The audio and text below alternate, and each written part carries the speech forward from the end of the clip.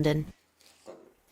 Well, I'm joined now by Kate Nichols from UK Hospitality and Professor Adam Fox, who's chair of the National Allergy Strategy Group. Welcome to you both. Adam, if we start with you, we've had, haven't we, high-profile cases in recent years, Owen Carey in that report, and of course Natasha Ednan-Laperouse, and more recently Hannah Jacobs. Has there been a rise in cases of severe and serious allergic reactions? We've heard about so many tragic cases. About 10 or 20 people a year will die as a result of fatal anaphylaxis for food. But actually that number hasn't really increased much over time. It's broadly static over the last 20 years. But we have seen a really marked increase in the number of severe allergic reactions presenting to emergency departments, for example. And it's something that's been seen around the world in the US, Australia, and also in the UK. Do we know why that is? I don't think we have a really good idea. It isn't necessarily just a reflection of there being more food allergy, but I think there's now a better recognition that it can be potentially severe, so people are more likely to show up in an emergency setting. And Kate, what is the legal requirement currently around the hospitality sector rather than just guidance? The legal requirement is that we have allergy information for the 14 main allergens available.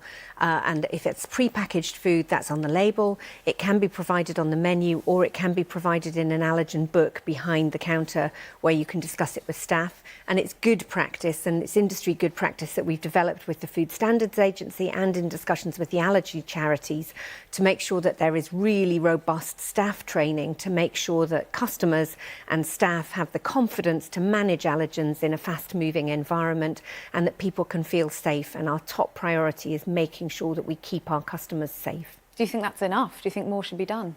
Well, I think we're redoubling our efforts to make sure that the training is adequate. Really what this comes down to is good quality dialogue between the customer who has the allergy, or their parent in certain situations, and the person serving them, so that they can understand not just what the allergy is, but they can interrogate the ingredients that go into a dish. They can look at the allergens that are outside the scope of the 14, and most importantly, we can understand the severity of the likely allergic reaction so we can take additional steps to protect them.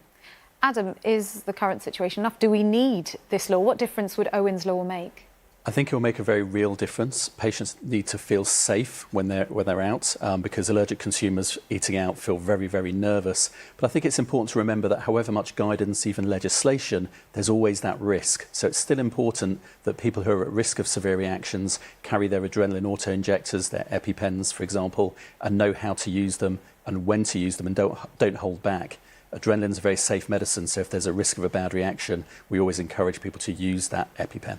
And Kate, theoretically, how feasible would a new law be? I mean, I'm thinking particularly, are there concerns around, for example, being able to prevent cross-contamination in kitchens or where menus are changed frequently? Well, labelling in and of itself only takes us so far. You need to be able to have the confidence and the information to be able to go through and look at all of the ingredients, and you need to be able to have that dialogue with somebody to make sure that we do eliminate cross-contamination, because in some of these tragic incidents, that's the fatal flaw, is that there isn't the dialogue, we don't know the details, and cross-contamination can unfortunately occur. We're working really hard to eliminate it, but a labelling law on itself doesn't do that. Well, thank you both for coming in, Kate Nichols and Professor Adam Fox. Thank you for your time.